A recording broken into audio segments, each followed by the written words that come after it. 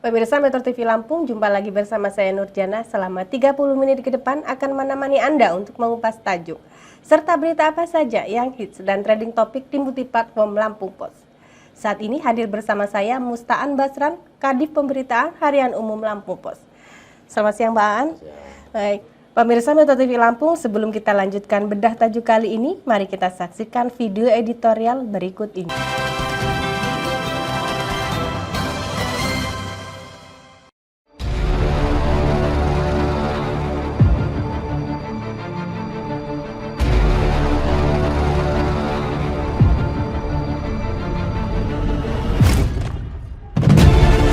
Generasi muda kebal hoaks.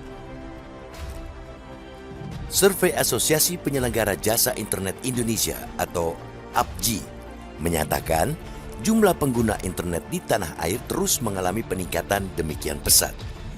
APJI mencatat pengguna internet di Indonesia mencapai 215,63 juta orang pada periode 2022-2023. Jumlah ini meningkat 2,67% dibandingkan dengan periode sebelumnya, sebanyak 210,03 juta pengguna. Selain itu, laporan We Are Social juga menyatakan jumlah pengguna aktif media sosial di Indonesia mencapai 167 juta orang pada Januari 2023. Jumlah ini setara dengan 60,4% dari populasi di dalam negeri. Sebagian besar pengguna berbagai platform media sosial merupakan generasi muda dengan durasi penggunaan lebih dari 8 jam dalam sehari. Uraian data tersebut menunjukkan bangsa ini kian melek digital. Berbagai informasi dan komunikasi kini kian mudah tersebar luas melalui saluran digital. Celakanya, penggunaan internet dan sosial media tidak melulu bermakna positif. Di sisi lain, arus deras informasi yang beredar luas melalui dunia maya dan media sosial kerap disusupi informasi bohong alias hoaks. Selama 2023, Kemenkominfo menangani 1.615 konten hoaks yang beredar di website dan platform digital. Total, sejak Agustus 2018, sudah 12.547 konten isu hoaks yang ditangani Kemenkominfo. Sebagian besar hoaks mudah menyebar di kalangan generasi muda. Hal ini mudah dipahami karena merekalah populasi terbesar pengguna internet dan sosial media. Ancaman tersebut, jika dibiarkan berlarut-larut, berpotensi merusak pondasi moral dan pengetahuan yang harus menjadi landasan masa depan generasi muda, penerus masa depan bangsa. Kita, sebagai masyarakat yang bertanggung jawab, harus segera merapatkan barisan untuk menyelamatkan generasi muda dari paparan hoaks yang semakin merajalela. Dalam beberapa kasus, bahkan generasi muda kita tidak hanya menjadi sasaran hoaks, melainkan menjadi pelaku penyebar luasan bahkan produser konten hoaks. Akhir November lalu di Jakarta Utara misalnya, sempat digegerkan informasi keberadaan bom di salah satu mal. Setelah ditelusuri ternyata ini merupakan hoaks yang disebar oleh 6 orang pelajar. Karena itu, urgensi pendidikan literasi digital menjadi ihwal yang tidak bisa ditawar-tawar. Di era di mana teknologi memainkan peran sentral, lembaga pendidikan perlu memasukkan kurikulum dengan muatan keterampilan kritis, seperti mengidentifikasi hoaks, memverifikasi informasi, dan memahami berbagai konsekuensi yang dapat diterima dari menyebarkan informasi palsu. Namun, harus kita sadari pula, tanggung jawab ini tidak hanya melekat pada lembaga pendidikan. Kerjasama erat dengan platform media sosial juga merupakan langkah yang krusial dalam meredam gelombang hoaks. Pemerintah, lembaga pendidikan, dan platform media sosial harus bersatu untuk menegakkan aturan, memberikan peringatan, dan menghapus konten palsu secara efektif.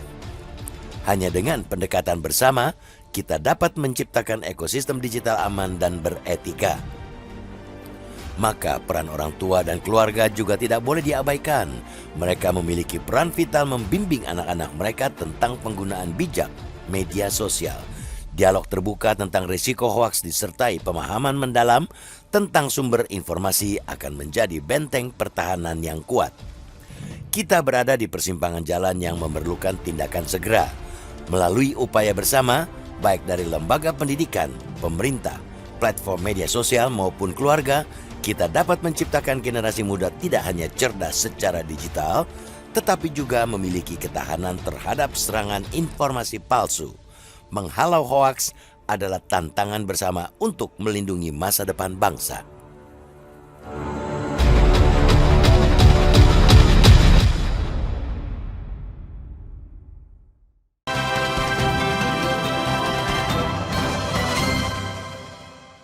Bang Aan, pada bedah tajuk kali ini kita akan membahas generasi muda kebal hoax. Nah, apa yang menarik Bang dari tema tersebut? Jadi generasi muda kebal hoax ini bermula dari pengguna internet ya. Di Indonesia ini ada sekitar 215 juta pengguna internet. Artinya itu meningkat 2,6% dari periode sebelumnya 2001-2002, 22 ya. Yang itu tadi 2022-2023. Nah itu. Padahal jumlah penduduk Indonesia sendiri hanya mencapai sekitar 250 sekian juta gitu ya. Artinya memang sudah mencapai 60%-an penduduk Indonesia ini pengguna internet. Kalau dipukul rata ya. Ini artinya suatu kemajuan yang bagus lah gitu artinya. Informasi dengan terbuka dengan keterbukaan informasi semakin luas kan gitu ya. Artinya akses informasi juga semakin cepat didapat gitu. Nah, tapi memang ada tentunya penggunaan internet tentunya ada kelemahan dan kelebihannya gitu. Kelebihan itu tadi artinya semakin maju, kemudian generasi muda Indonesia, di modus demokrasi Indonesia juga sekitar 60% warga penduduk Indonesia adalah generasi muda. Nah, itu. Ini pengguna generasi muda ini kadang-kadang mereka juga penggunaannya yang tidak begitu teliti, artinya mudah termakan hoax gitu. Nah, inilah yang menjadi kendalanya gitu. Nah, artinya semakin tinggi penggunaan internet itu juga berpotensi penyalahgunaan dari internet itu sendiri. Benar. Gitu nah, ya, itu Bang, makanya itulah yang kita soroti di sini. Artinya dengan penggunaan internet ini kita harus mewarning generasi muda ini agar tidak mudah termakan hoax dan jangan menyebarkan hoax. Artinya kalau dulu itu mulutmu harimaumu, saat ini adalah jarimu harimaumu, karena apa yang diketik oleh jari ini keluar di internet atau media sosial itu akan langsung terpengaruh ke orang-orang dan terpengaruh juga dengan hukum. Nah, mungkin selama ini udah ada langkah-langkah atau upaya untuk pencegahan dari hoax itu sendiri gitu. Nah, memang ada ya undang-undang ITE ya transaksi elektronik itu, informasi dan transaksi elektronik itu. Nah, ini tapi memang selama ini sosialisasinya kita rasa sangat kurang. Betul. Karena memang ternyata generasi muda tidak begitu kenal dengan undang-undang ini gitu, dan apalagi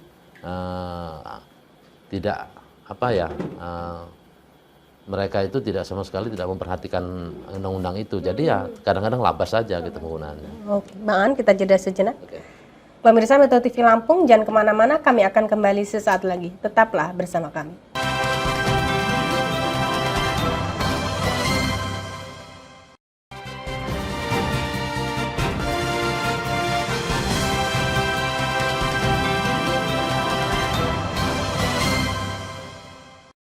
Pemirsa Metro TV Lampung, Anda masih bersama kami di Bedah Tajuk Lampung Pos dan masih bersama dengan Bang Mustaan Basran. Bang Aan tadi juga disebutkan bahwa sudah ada beberapa upaya penanganan untuk hoax ini ya, Bang ya. Salah satunya juga dari Undang IIT tadi ya. Nah, mungkin dari hoax tadi juga tentunya tidak kalah penting peran dari Kominfo sendiri ya, Bang ya. Dan mungkin ada tindak lanjut atau penanganan yang sudah dilakukan Kominfo itu sendiri, Bang? Selama ini memang di 2023 sendiri, selama 2023 itu ada sekitar 1.600 konten hoax yang beredar di internet dan langsung ditangani oleh Kominfo. Kemudian kalau dihitung dari sebelumnya 2018 sampai saat ini itu ada sekitar 12.000 konten hoax yang sudah ditangani. Ternyata penanganan oleh Kemenkominfo itu adalah dengan misalnya memblokir, salah satu memblokir. Kemudian ada juga itu dari langsung segera ya, penanganan segera oleh Kominfo ya. Kemudian juga diserahkan ke kepolisian untuk diusut lebih lanjut tindak pidananya gitu. Tapi memang yang dikhawatirkan adalah di mana Kemenkominfo ini harus juga berjalan di atas relnya dengan Undang-Undang ITE itu gitu loh. Artinya sedikit pun ada hoax, dia langsung blokir.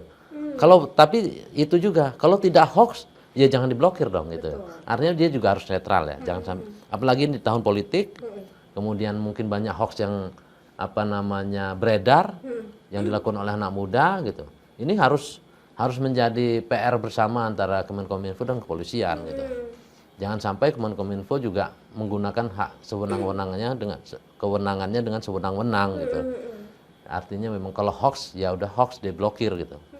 Karena kan berbagai macam media massa, media sosial kan ini yang diperhatikan oleh Kominfo. Misalnya di X ya, di media akun X gitu, X atau Twitter ya. Itu juga berpotensi jadi tempat hoax. Kemudian ada juga di Instagram mungkin juga hoax berupa foto dan video. Sekarang ada edit foto, ternyata ada beberapa foto yang diedit kemudian diupload di Instagram. Nah ini adalah entah mungkin saking kreatifnya generasi muda atau memang mereka punya penyimpangan-penyimpangan dalam hal penggunaan media sosialnya gitu. Nah inilah yang tugasnya Kementerian Pendidikan. Tadi Kementerian Kominfo itu untuk menutup dan memblokir akun-akun hoax itu. Kalau Kementerian Pendidikan adalah untuk mengedukasi para generasi muda ini untuk tidak melakukan tindakan hoax. Berarti ini penggunaan internet ini selain menjadi tantangan juga menjadi sebuah ancaman ya Bang, kalau penggunaannya tidak tepat seperti itu ya Bang? Betul, apalagi kan sudah terasa ya, dulu sempat juga ada sedikit perpecahan walaupun dia tidak terasa ya, perpecahan di media sosial, itu setelah Pilpres 2019 itu ada perang antara cebong kampret dulu ya. Itu juga berawal di media sosial.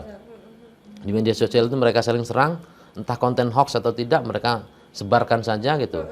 Sampai akhirnya memang terkubu-kubu Indonesia ini sampai ke media massa gitu. Sementara media massa itu kan adalah salah satu pilar demokrasi kan gitu ya. Media massa juga jangan sampai mengikut-ikut ke media sosial yang tanpa konfirmasi, tanpa keberimbangan gitu. Nah ini yang kita memang harus bersama-sama untuk menangani perilaku hoax dari generasi muda ya. Dan ternyata tidak hanya generasi muda saja gitu. Generasi tua pun banyak juga yang termakan hoax, menyebarkan hoax, membuat hoax. Nah ini harus benar-benar ada tindakan tegas dari kepolisian. Apalagi kan selama ini untuk pengguna internet ini paling banyak atau didominasi oleh para milenial tadi yang disebutkan. Berarti ini juga harus ada upaya penyelamatan dari generasi muda itu agar mungkin terjauh atau bisa antisipasi dari hoax itu ya Bang? Nah ini juga beberapa media massa ya, perusahaan media massa itu sudah juga mencoba untuk membantu penanggulangan hoax di kalangan milenial ya. Mereka misalnya ada rubrik semacam cek fakta seperti itu ya. Kemudian juga cek kenyataan gitu ya. Itu salah satu upaya juga gitu. Ternyata misalnya yang ada misalnya dia upload nih video atau foto diupload di media sosial. Ada narasi bahwa kejadiannya kemarin atau segala macam gitu ya. Gunung meletus kemarin gitu. Ternyata setelah dibantu cek oleh media massa yang mereka memang punya dokumen tentang hal itu gitu. Ternyata 2 tahun sebelumnya gitu ya. Kejadian setahun sebelumnya itu. Itu memang harus kita sosialisasikan seperti itu gitu ya. Itu peran media massa untuk itu. Sosialisasikan ke masyarakat bahwa itu berita hoax gitu. Apalagi berarti kita bisa menyimpulkan bahwa penggunaan internet juga harus bijak betul ya Bang. Apalagi generasi muda maupun generasi tua. Nah, untuk kedepannya ini seperti apa Bang? Untuk langkah-langkah atau antisipasi, apalagi kan ini banyak kasus nih tersangka-tersangka yang tersandung ITE gitu. Nah, mungkin ada langkah-langkah lain Bang, baik dari pemerintah maupun pihak-pihak terkait. Yang jelas adalah ketegasan dari aparat penegak hukum untuk melaksanakan itu. Tapi juga mereka jangan sampai bermain hukum untuk kepentingan pribadi atau kelompoknya gitu ya. Mereka benar-benar harus berjalan sesuai Undang-Undang ITE. Dan Undang-Undang ITE itu harus jelas bahwa mana yang hoax, mana yang bukan, kemudian apa sanksinya, bagaimana pencegahannya itu kan ada tuh. Nah sekarang adalah yang paling terbaik adalah pencegahan. Karena mencegah katanya lebih baik daripada mengobati. Nah pencegahan itu salah satunya adalah edukasi ke masyarakat, melalui mungkin media massa gitu ya. kemudian ada juga edukasi ke generasi muda melalui sekolah-sekolah, lembaga pendidikan gitu ya.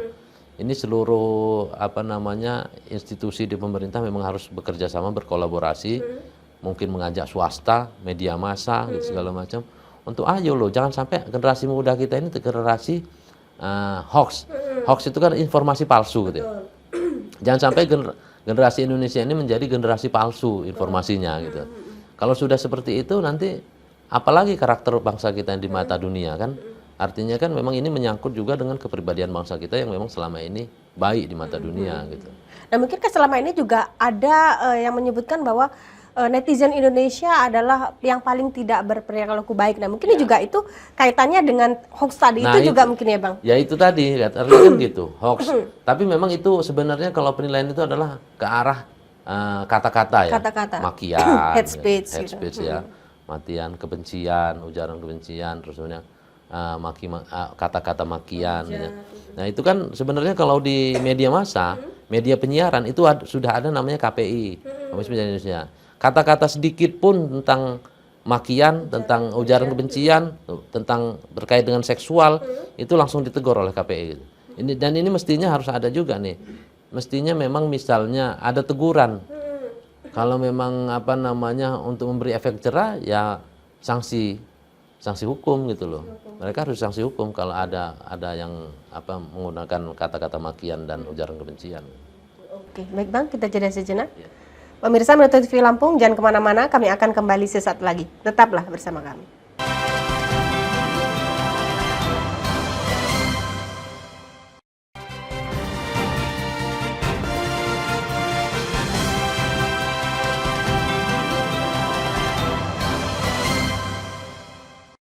Pemirsa Metro TV Lampung, Anda masih bersama kami di Bedah Tajuk Lampung Pos.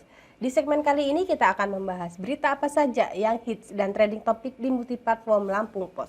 Mulai dari lampos.co, lampungpos.id, serta sai100fm.id. Saat ini sudah ada 5 berita trending topik di lampos.co, diantaranya Polda beri sinyal bakal ada tersangka baru kasus joki CPNS Kejaksaan. Penetapan tersangka terhadap kuasa hukum 3 kampung negeri agung tidak tepat. Waspada hujan deras malam hari ini di sebagian besar wilayah Lampung.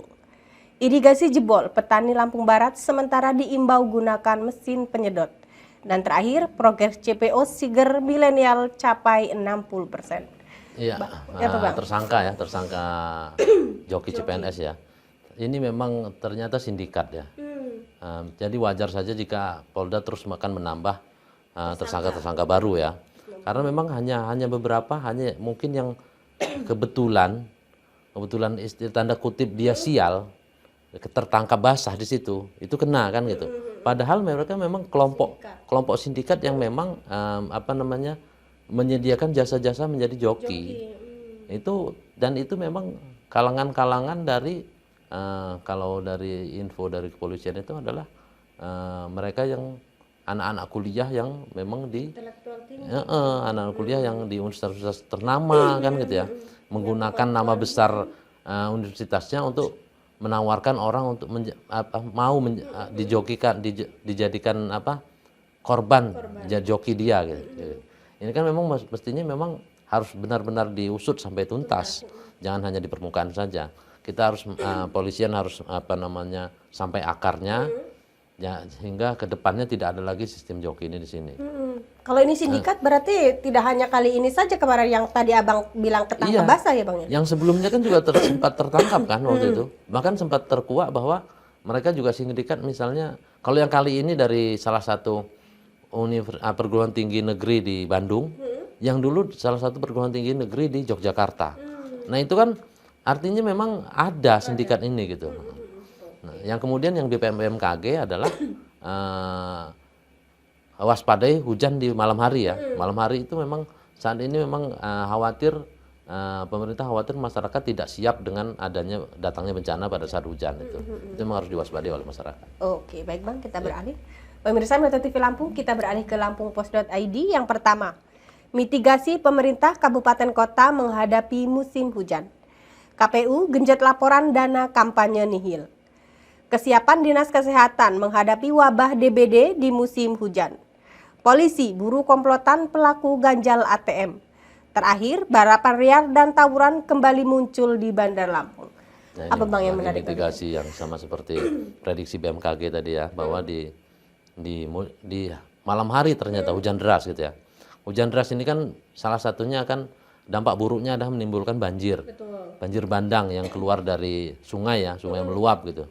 Ini kan harus, artinya masyarakat benar-benar harus waspada bahwa malam hari itu adalah malam yang paling rawan bencana. Mereka juga harus apa ya namanya ya, jangan terlalu lelap gitu ya. Boleh lelap tapi jangan terlalu lelap tidurnya.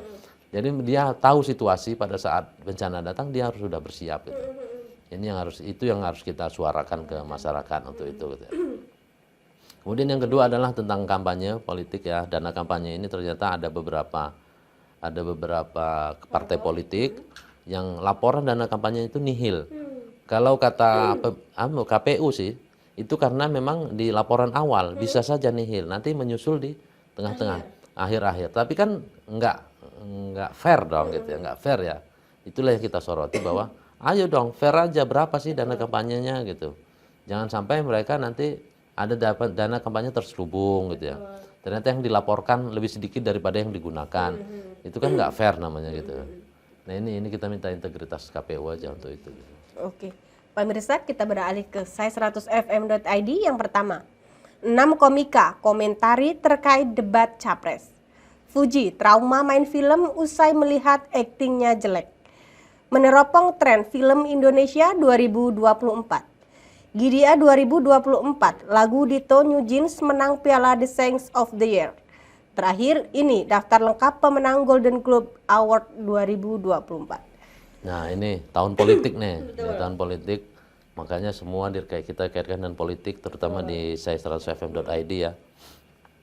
Ternyata di entertain itu juga mereka memasukkan ya konten-konten politik. Misalnya salah satunya artis yang ternyata mereka banyak juga yang memperhatikan debat capres itu gitu ya. Banyak komika-komika memperhatikan debat capres dan mereka berkomentar gitu.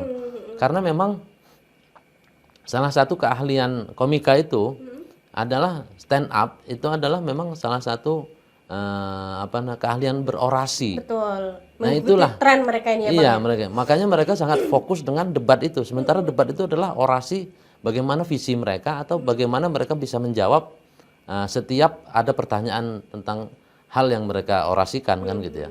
Makanya ini salah satunya misalnya Kiki Saputri ya. Kiki Saputri itu pasangannya dengan Ate gitu ya kan. Kemudian ada juga Ari Kriting. Ari Kriting juga membahas hal itu. Ada juga misalnya Deddy Corbuzier juga membahas soal debat iya, capres juga capres dengan itu gitu. Reza Radian gitu. Nah itu kan artinya mereka memang Mengikuti perkembangan itu gitu dan ya, Bang. mereka juga punya penilaian terhadap capres-capres mana sih yang hanya asbun, yang hanya sekedar kemudian gimmick, kemudian mana juga yang memang berpengetahuan baik kan gitu. Dan ini juga program-programnya seperti itu, bagaimana programnya baik dan disampaikan dengan baik kan gitu ya. Bagaimana juga ada program yang memang hanya sekedar sekedar program yang dibuat syarat saja, tapi memang penyampaiannya pun sangat baik gitu. Tapi ada juga yang memang bukan program yang baik yang disampaikan dengan cara tidak baik gitu. Bahkan kemudian begitu dikritik muncul kearoganan dari salah satu calon itu kan. Nah, itu memang yang soroti oleh para komika segala macam. Artinya mereka juga menyampaikan kritik dengan cara parodi ya, atau cara mereka gimmick sendiri lucu gitu. mereka sendiri. Bahkan ya, Bang, Kiki Saputri itu punya ada acara tersendiri yang mereka memang merosting seluruh calon presiden, calon wakil presiden. Kemarin itu yang paling banyak adalah mereka merosting calon dari nomor 01 ya, Amin ya. Mereka seringkali roasting segala macam, tapi memang akhirnya mereka sadar bahwa roastingan mereka itu tanggapannya baik gitu. Gitu. Oke, Bang An, terima kasih sudah hadir di studio Metro TV Lampung. Pemirsa Metro TV Lampung, demikianlah tadi bedah tajuk Lampung Pos kali ini. Jangan lupa untuk update informasinya dengan membaca Harian Umum Lampung Pos, serta kunjungi websitenya di lampos.co, lampungpos.id, serta dengarkan sai100 FM dan kunjungi websitenya di sai100fm.id. Saya Nurjana bersama kru yang bertugas mengucapkan terima kasih dan sampai jumpa.